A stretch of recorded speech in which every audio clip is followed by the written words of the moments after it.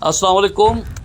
आज जनाब आप तो जानते हैं कि मैं कानूनी जो व्लॉग्स हैं वही बनाता हूं ताकि लोगों को कानून की आगाही हासिल हो, लेकिन ये है कि एक सेहतमंद दिमाग के लिए थोड़ा सा सफ़र भी ज़रूरी है, कुछ चीज़ों का देखना भी ज़रूरी है जिससे आपका जहन, दिमाग, दिल खुलता है।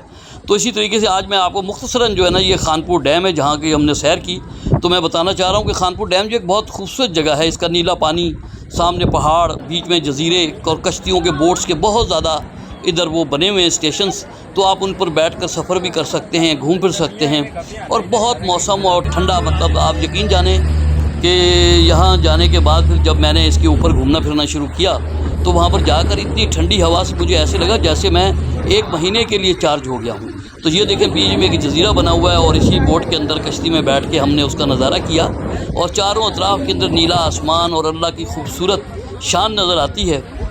तो ये ज़रूर है कि आप लोग भी जो है खानपुर डैम जब भी जाएं तो रावलपिंडी से तो तकरीबन ये 2 घंटे में आप खानपुर डैम पहुंच जाते हैं।